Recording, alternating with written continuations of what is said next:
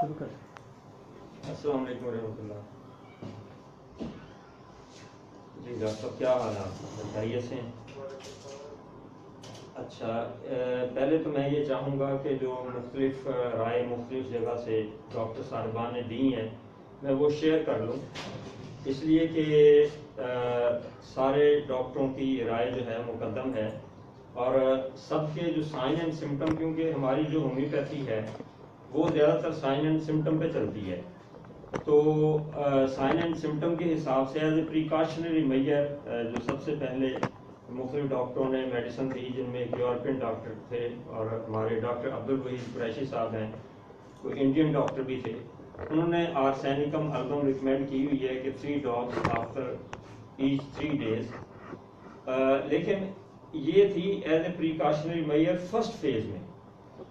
जो ही first phase इस वायरस का गुजर गया तो ये इसके ना देने की ज़रूरत है ना ये रिपीट की जा सकती है।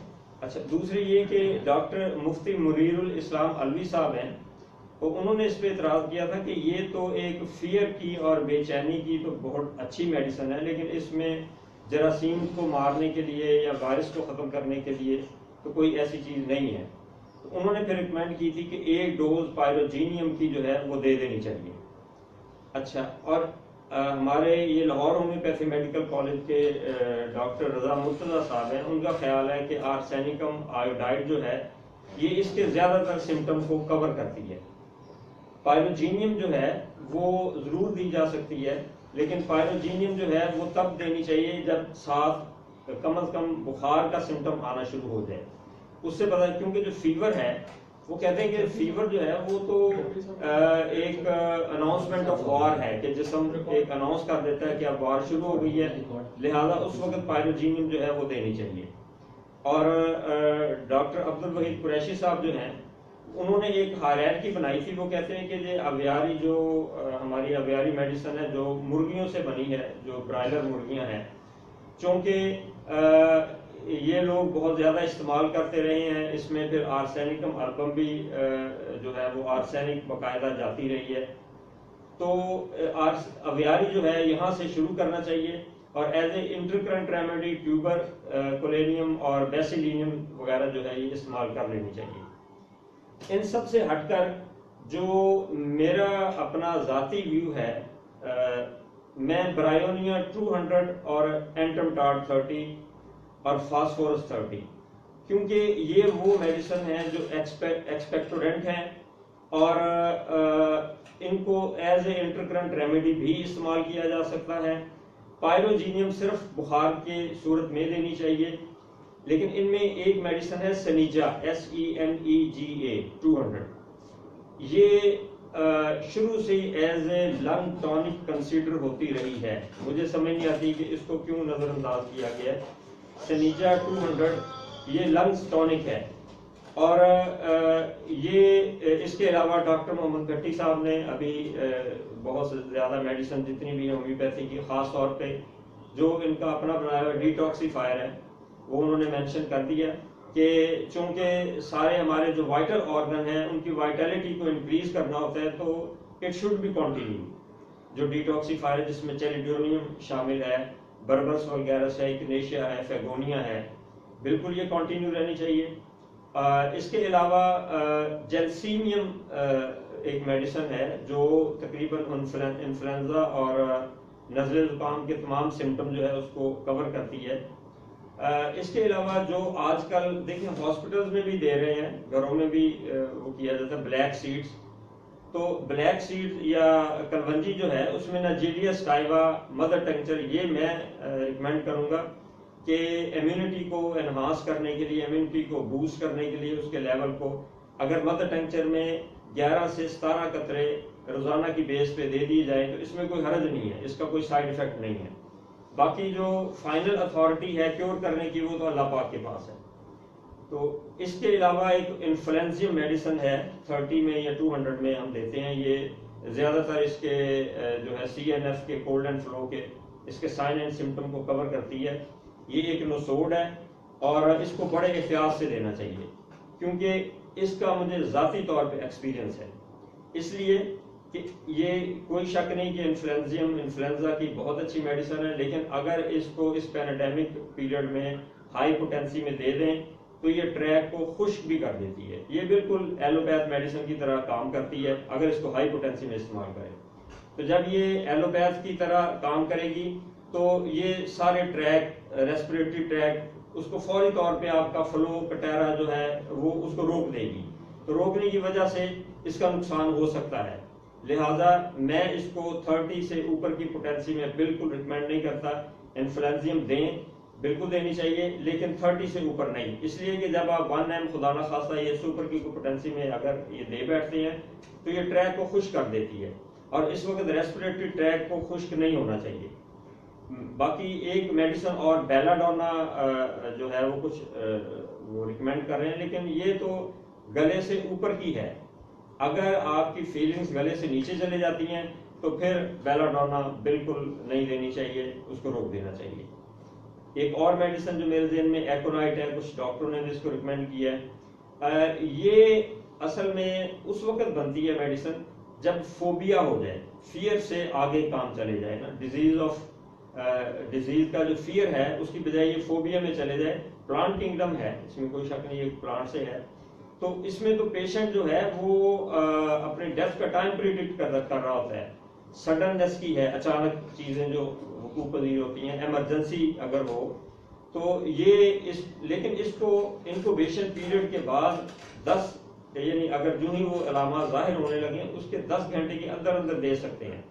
अदरवाइज इसका जो स्पेसिफिक पीरियड है मेडिसिन देने का वो शुरू के 10 से 12 घंटे हैं, उसमें आप दे रहे हैं, उसके बाद इसका कोई फायदा नहीं। और लेकिन ये एक बड़ी स्पेसिफिक मेडिसिन है, मगर बड़े बड़े शॉर्ट पीरियड के लिए, सिर्फ उस पीरियड के लिए जब इंक्यूबेशन पीरियड जो है वो शुरू हो और अलामतें जो हैं वो आनी शुरू हो जाए तो एकोनाइट दे देनी चाहिए, और ख़ास तौर पर उस वक्त जब पेशेंट बहुत ज़्यादा खौफ और हरासत के आलम में है।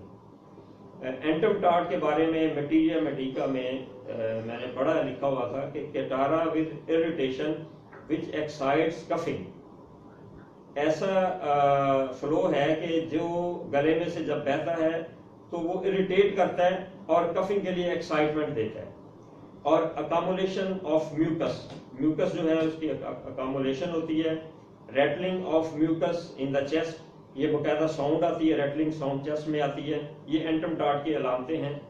सफोकेटिंग कफ होती है, ऐसी कफ होती है जिसमें सफोकेशन पाई जाती है। लिहाजा एंटमटार्ड जो है ये बहुत अच्छी मेडिसिन है, लेकिन इसको भी हाई पोटेंसी में नहीं देना चाहिए, खास तौर पे बच्चों में। This is very beneficent medicine if sputum is hard to expectorate. It can be given to babies but in lower potency, बिल्कुल लोअर पोटेंसी में इसको देना चाहिए। ब्रायोनिया जो मैं पहले भी रिकमेंड कर चुका हूँ, ये 200 में देनी चाहिए, प्लांट किंगडम है। इसको मैं इस एरा में ख़ास तौर पर बहुत ज़्यादा रिकमेंड करता हूँ, इसलिए कि जो करंट सिचुएशन है इसमें जो ड्रास्टिक पहलू या फैटल कॉम्प्लिकेशन है या डिजीज में जो वो ड्राइनेस ऑफ लंग्स है, या स्पूटम जो है उसका स्टक हो जाना है, थिक हो जाना है ब्रोंकाइस में या लंग्स में जाके, जब वो थिक होता है या फेब्राइड बनता है तो ब्रीथिंग ट्रबल आती है। डॉक्टर मोहम्मद अहमद भट्टी साहब इन तमाम चीज़ों की अच्छी तरह पहले वजाहत कर चुके हैं। मैं इधर सिर्फ मेडिसिन मेंशन करूंगा। जो लंग्स हैं वो आहिस्ता आहिस्ता अपने इलास्टिसिटी जो है वो खो बैठते हैं और सफोकेशन फील होती है, ब्रेथलेसनेस फील होती है, और जाहिर है कि ये चीज़ें जो हैं वो आगे जाके फिर फैटल हो सकती हैं। अगर ये साइन सिम्टम आ रहे हों तो ब्रायोनिया बेहतरीन मेडिसिन है, क्योंकि इसमें लिखा गया है कि dryness from the oral cavity to rectum, ऊपर से लेके नीचे तक ब्रायोनिया में जो है ना वो खुश्की पाई जाती है। Dryness in the all GIT, all respiratory system dryness.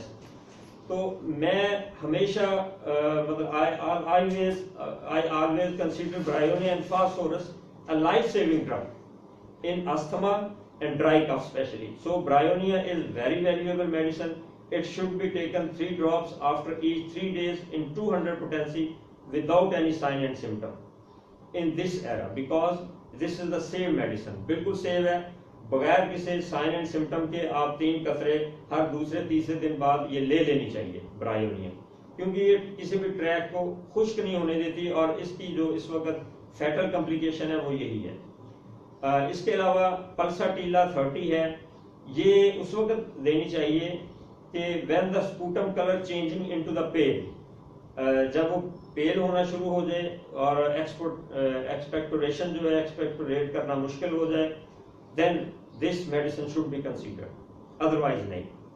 Phosphorus 30 एक बहुत अच्छी मेडिसिन है, ये लंग्स की मेडिसिन है, और लेकिन ये भी लो पोटेंसी में देनी चाहिए, और इसके कुछ जो दूसरे साइन एंड सिम्टम है अगर वो भी मिल जाए, खास तौर पे ये कि आदमी बहुत ही वीक है लेकिन बज़ाहिर खूबसूरत है, स्मार्ट है, क्यूट पर्सन है, उंगलियां उसकी लंबी लंबी हैं, बल्कि एक दफ़ा हमारे डॉक्टर साहब कह रहे थे कि ये उन लोगों की मेडिसिन है जिनको नज़र लग जाती है, मतलब खूबसूरत होते हैं और स्मार्ट होते हैं और उनको नज़र जल्दी लग जाती है। तो लेकिन इसके साथ इसमें जो लंग्स के हैं या रेस्पिरेटरी ट्रैक के बेशुमार सिम्टम पाए जाते हैं, लेकिन इसको हाई पोटेंसी में इसलिए नहीं देना चाहिए कि इसमें सलेशिया जैसी हमारी मेडिसिन सलेशिया है, उसमें एक सिम्टम पाया जाता है कि ये हमारे जो फॉरेन बॉडी है हमारी बॉडी में, उसको ये एक्सपेल करती है बाय हुक्स और बाय क्रुक्स। अगर ये हाई पोटेंसी में दे दी जाए तो सम टाइम ये होता है कि लंग्स में अगर कोई ऐसा फेब्राइड बन गए या खुदा ना खास कोई स्पूटम उसमें स्टक हो गया हुआ है, तो अगर ये तेजी से निकालेगी तो बाद बात ये डैमेज होने का खतरा होता है। इसलिए फास्फोरस को कभी भी जो है ना वो हाई पोटेंसी में नहीं देना चाहिए, खास तौर पे इस एरा में। और बच्चों को इसको आप लोअर पोटेंसी में दे दें, कोई हर्ज नहीं, या उस वक्त दें जब चेस्ट बिल्कुल क्लियर हो, लेकिन चूंकि इसका पता नहीं होता इसलिए बेहतर ये है कि इसको आप लोअर पोटेंसी में दें, क्योंकि इसमें सलेशिया का वो वाला सिम्टम पाया जाता है जिसमें ये फॉरेन बॉडी को बाय हुक्स और बाय क्रुक्स जो है वो धकेल देती है बाहर।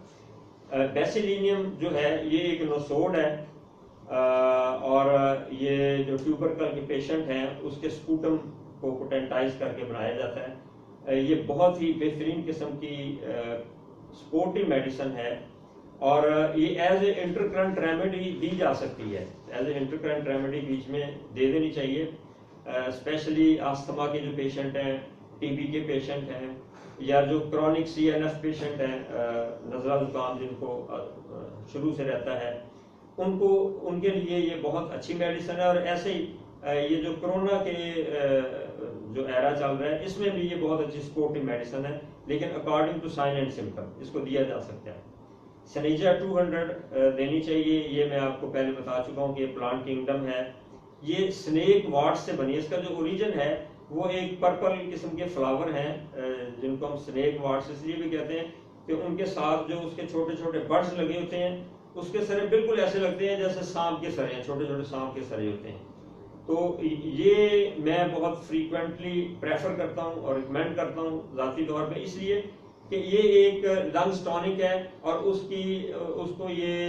उसको टोनिफाई करता है लंग्स को, लंग्स की जो इम्यूनिटी है उसको एनहांस करता है, जो हमारी रेस्पिरेटरी सिस्टम की इम्यूनिटी है उसको बूस्ट करता है। तो ये दी जा सकती है, सेफ एंड साउंड है, क्योंकि ये सिर्फ लंग्स को यानी टोनिफाई करने के लिए सिंपल मेडिसिन है। जलसीमियम जो है, जलसीमियम भी कुछ डॉक्टर्स ने रिकमेंड की है। जलसीमियम जो है ये भी CNF की एक बहुत wide range sine and symptom को कवर करती है, खास तौर पे अगर पेशेंट वीक है, उसकी हिम्मत बहुत कम है, लो करेज है, और अगर वो बहुत ही इतना फियरफुल है कि वो एक्सप्लेन भी नहीं कर पाता और अपने डिजीज को एक्सप्रेस भी नहीं करता, दूसरे कह रहे होते हैं वो बीमार है, वो खुद नहीं कह रहा होता, वो कहता है कि वो अवॉइड करता है मैक्सिमम, उसकी करेज इतनी लो है, तो उसकी एग्जैक्ट मेडिसिन फिर जलसीमियम बनती है, खास तौर पर यानी जब साइन एंड सिम्टम इस किस्म के आ रहे हैं। अच्छा, इसके अलावा नाइजीरिया स्टाइवा कलवंजी, ये मैं पहले बता चुका हूँ कि इसके कतरे लेने चाहिए। एक और बहुत अच्छी मेडिसिन है जस्टेशिया। जस्टेशिया जो है ये बरगे बांसा से बनती है, इसका जो ओरिजिन है बरगे बांसा। बेसिकली ये मेडिसिन ब्रोंकोडाइलेटर है और ये जो थिक म्यूकस है उसको लिक्विडिफाई करती है, इसीलिए मैं जस्टेशिया नाइजीरिया स्टाइवा ये मदर टेंचर में इन दोनों को रिकमेंड करता हूँ। लेकिन जस्टेशिया जो है वो ख़ास तौर पर एज ए वेंटिलेटर भी इस्तेमाल होती है, क्योंकि ब्रोंकोडायलेटर है, तो इसको आप यानी उसमें इस्तेमाल कर सकते हैं किसी भी डॉक्टर साहब क्या होता है जो नाक में जो लगाते हैं जो नेबुलाइज करते हैं, कि नेबुलाइजर में इस्तेमाल कर सकते हैं। इसके अलावा इसको वेंटिलेटर में इस्तेमाल कर सकते हैं एज ए, यानी इसको आप ऑरली इनटेक के लिए भी, इसको चाय में कहवे के तौर पे भी इस्तेमाल कर सकते हैं, ये जो जस्टेशिया है, और ये इंतहाई बेहतरीन मेडिसिन है। बहरहाल जो मेरी इस वक्त की जो फाइनल रिकमेंडेशंस हैं वो जस्टेशिया है, नाइजीरिया स्टाइवा है, ये तो मदर टंक्चर में है, ब्रायोनिया, पायरोजीनियम, लेकिन पायरोजीनियम जो है वो ज़्यादा से ज़्यादा 1-2 डोज देनी चाहिए, 1 or 2 shot in a week. बाकी ब्रायोनिया और सेनिजा जो है ये आप कंटिन्यूसली इस्तेमाल कर सकते हैं इस एरा के लिए। बस इसके साथ मैं इजाज़त चाहूँगा। अगर इसकी चूँकि मैं सारी फिलॉसफी बयान करना शुरू करूँ तो वो बहुत लंबा प्रोसेस है। अस्सलाम वालेकुम।